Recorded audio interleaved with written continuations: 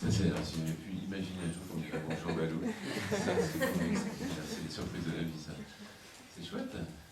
Qui l'eût cru? Tant qu'on ne cherche pas à vous gratter l'ombre tout le temps. Vous voulez me gratter l'ombre? Non, non, non, justement, je disais tant que ça ne devient pas une habitude. Bah, c'est mon deuxième ours, hein, quand même. J'ai fait Ernest. Hein. Oui. Eh, oui. C'est le typecasting, ça s'appelle. Et comment ça s'est passé d'ailleurs, le doublage? C'était super parce qu'en fait, j'ai eu une proposition très généreuse qui avait été de choisir éventuellement entre Bagheera et Balou. Et je pensais que Bagheera allait être fait pour moi et l'équipe Disney pensait que Balou était irrésistible. Et finalement, j'ai entendu Bill Murray et je me suis dit, ah, mais c'est pas du tout la grosse voix de l'ours traditionnel. En fait, Bill Murray, il parle comme vous et moi, sauf que c'est un Américain et qu'on a l'impression qu'il sort d'un film de Woody Allen. Et je me suis rendu compte que le personnage avait des couleurs incroyables, humaines. Et puis après, il y avait aussi la récompense de la chanson, plus courte que dans l'original, mais quand même dans laquelle Bill Murray s'était lâché complètement. Et je me suis dit, wow, ça c'est assez rigolo à faire. Et Balou m'a semblé irrésistible. Alors après, 2 jours, un jour pour le dialogue et un jour pour la chanson. Et je me suis rendu compte qu'au fur et à mesure du déroulé du film, il avait plein de situations, parce que je n'ai pas vu le film en entier avant de commencer. Et donc je découvrais les actions. Ça c'était passionnant parce qu'il est dans plein de couleurs différentes. Quand il arrive chez les singes, quand il les charme, puis il les menace, et puis quand il se bat, et puis c'est incroyable. Un rôle que j'aimerais interpréter dans la vie, quoi. Enfin, un personnage humain qui aurait tout ça à faire, c'est fantastique. Et vous, Laila? Moi j'ai adoré le personnage de K. C'est un personnage mythique, quoi. Et puis surtout que dans la version originale, c'était interprété par... Enfin, c'était la voix d'un homme. Oui. Du coup, j'étais d'autant plus surprise, parce que je me suis dit, j'ai pas la même voix que Roger Carrel. Déjà. Et le même physique d'ailleurs, on peut dire. Merci. Et du coup, oui, j'ai adoré cette expérience. C'était, il fallait être à la fois envoûtante, sensuelle, maternelle. Tout ça très difficile pour toi, très difficile. Vous avez écouté la version de Scarlett Johansson avant? Oui.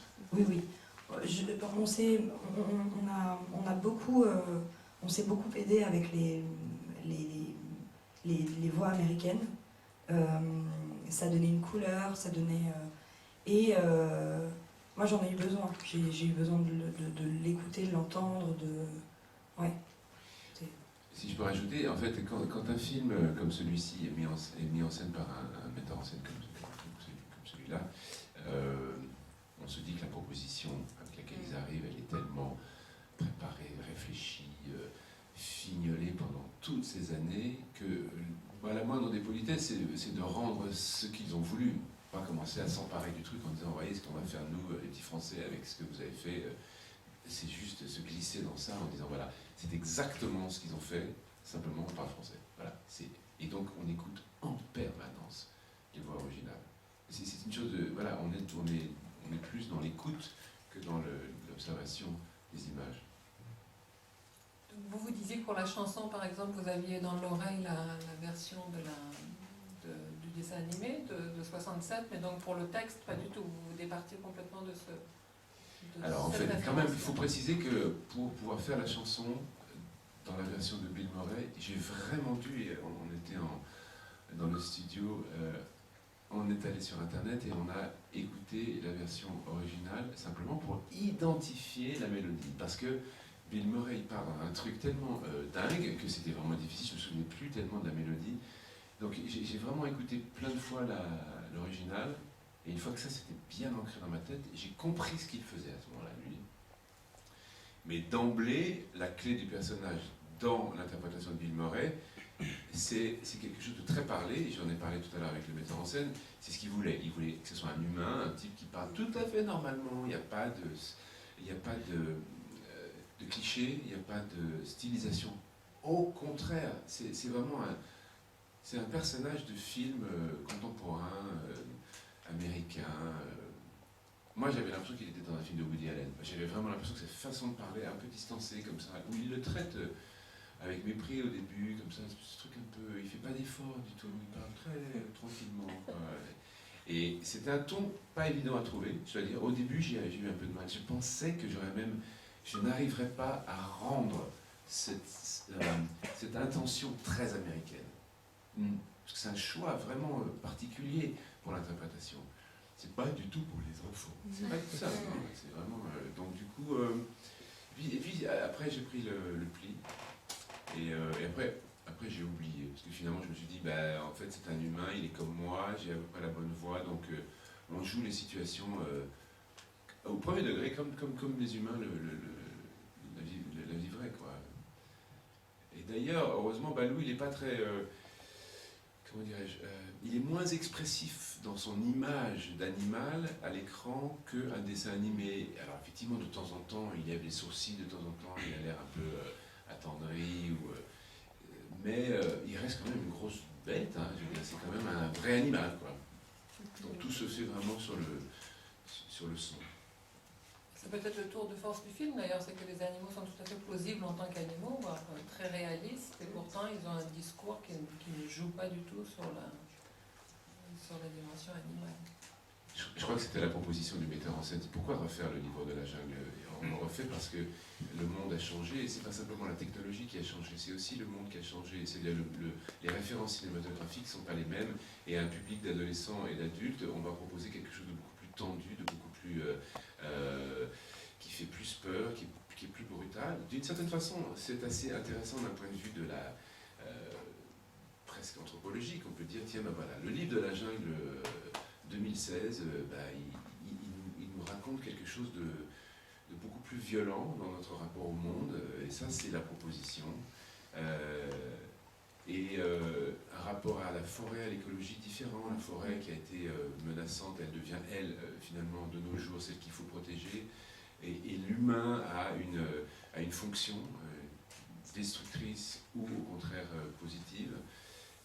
Plein de raisons qui fait qu'on fait une nouvelle version. Et alors là, la technologie permet de rendre les animaux véritablement aussi authentiques que dans un documentaire. Simplement, ce sont des personnages humains. C'est ça qui est complètement fou. Il y a une interaction de personnages identifiables comme des humains. Oui, monsieur. Est-ce que les expériences que vous avez déjà eues pour le doublage vous ont servi ici ou à chaque fois que vous... J'aime bien, moi, l'idée d'arriver, en tout cas consciemment, vierge de tout. C'est comme un tournage, quand j'arrive sur un film, j'ai envie de me dire que alors effectivement, les expériences font qu'on apprend des choses et ça doit servir à ça, mais pour moi, c'est une autre histoire, c'est un autre personnage, ouais. Après, effectivement, le doublage, moi, ça m'amuse énormément parce que, comme tu le disais justement tout à l'heure, l'imaginaire, on peut avoir une imagination dingue, ça nous rend encore plus créatifs. Moi, j'adore, je trouve ça... et en même temps, c'est du travail parce qu'on n'a pas... on ne joue pas avec notre corps, ni notre visage, c'est qu'avec la voix. Donc, mais j'ai adoré l'expérience. Puis le personnage de K, il y a un vrai... ouais, j'ai adoré. Il y a un truc qui est différent dans un film comme celui-là, c'est la proposition du metteur en scène, c'est ce qu'on disait tout à l'heure, c'est que, alors si on arrive avec son expérience du dessin animé, où on a fait des voix, comme ça, là, il faut complètement mettre ça de côté. Bon, on peut avoir, le bagage c'est la technique, c'est-à-dire effectivement savoir doubler, se lire, être synchrone, bon mais ça c'est soit on sait le faire, soit on ne sait pas le faire. Il y a vraiment des acteurs qui souffrent définitivement toujours, qui n'arrivent même pas à se doubler eux-mêmes, et puis il y en a d'autres qui arrivent à le faire un peu naturellement. Bon, ça c'est la partie technique simple.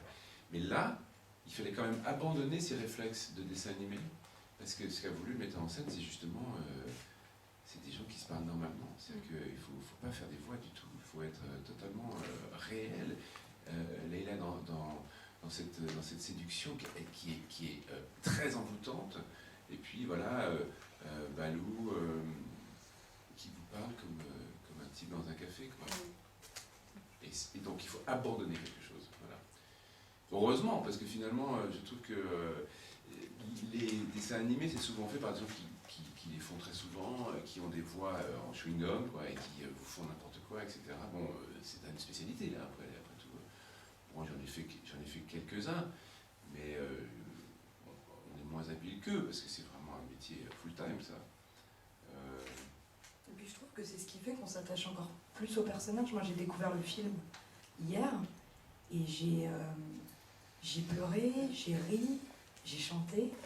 Mais voilà, on le disait tout à l'heure, Balou, on a envie que ce soit notre pote, quoi. Il y a un vrai... et il n'est pas parfait, il est pas... Et moi, c'est ce qui m'a... Enfin, c'est un film de cinéma. Voilà, on l'a abordé comme tel.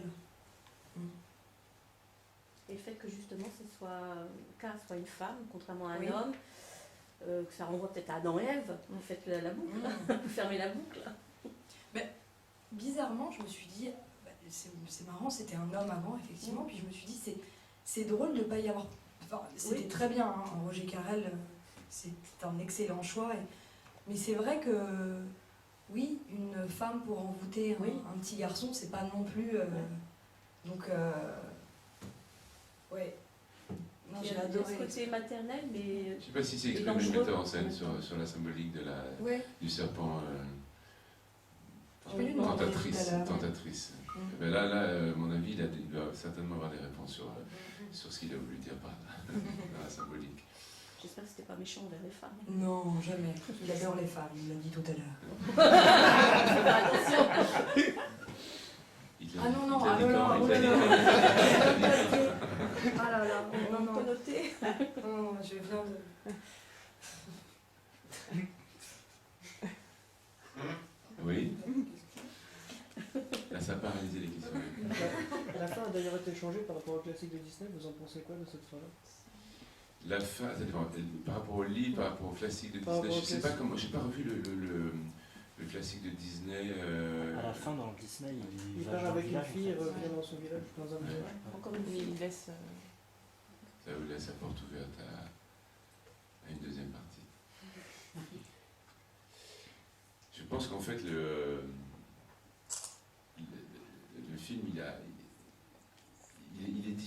est totalement différent justement parce que le rapport à la nature est différent. Donc forcément, un Mowgli moderne ne peut pas,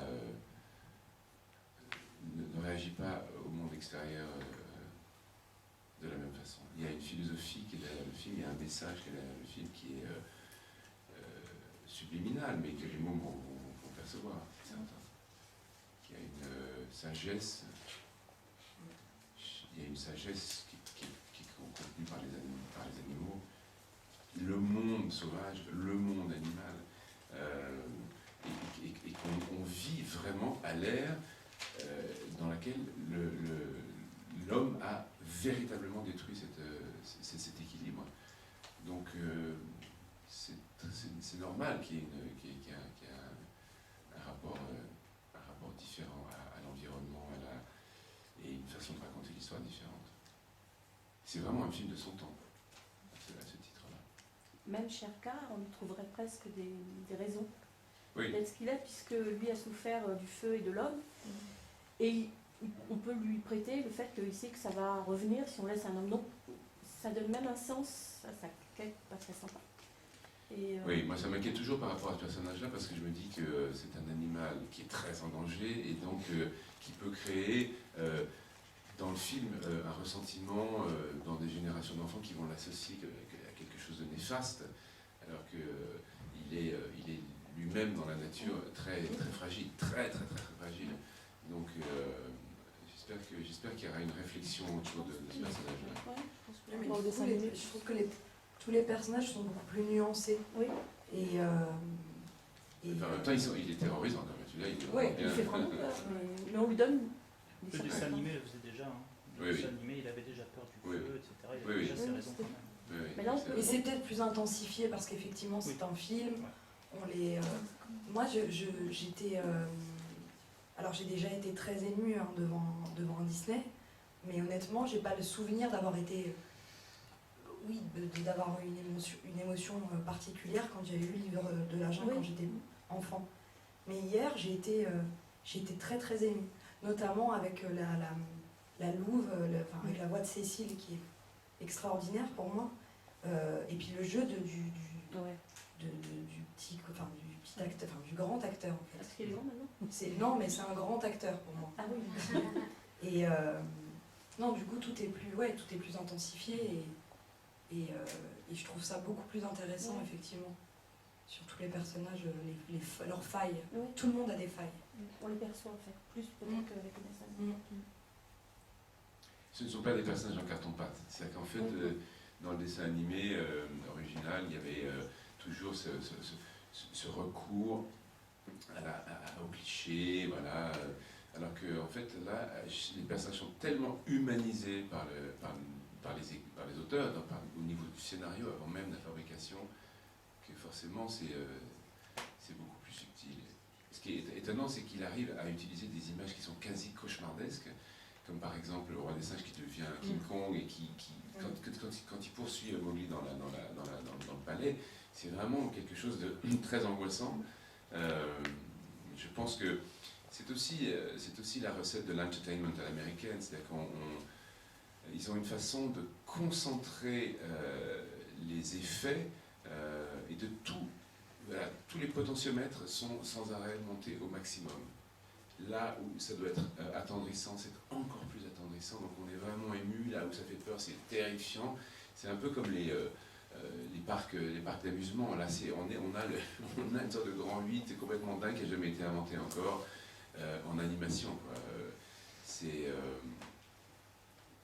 assez étonnant cette présentation Moi, c'est ce qui m'a surpris le plus, j'ai l'impression. C'est le roi des singes, qui vraiment, avec une référence cinématographique soulignée à Apocalypse Now, c'est ce personnage qui part dans l'obscurité avant même d'apparaître. Puis quand il apparaît, il est carrément gigantesque, autre référence cinématographique, King Kong, tout ça. C'est vraiment amusé à faire ça, c'est fou. Dernière question, je suis désolée. Quand on est venu vous caster justement pour les vents, vous avez expliqué cette différenciation entre dessin animé et film, que ce serait plus un travail d'acteur plutôt que du doublage de dessin animé. Est-ce qu'on attendait de vous Non, on n'a pas dit attention, ça va être un travail plus subtil. On a simplement dit c'est un film génial, ce sont des performances incroyables et c'est vrai, il faut pas. C'est là, en ce qui me concerne, c'était ça. Ah, moi, c'était pas ça, par contre. C'est un petit job pourri. Non, mais c'était exactement ça. Et heureusement d'ailleurs. Oui.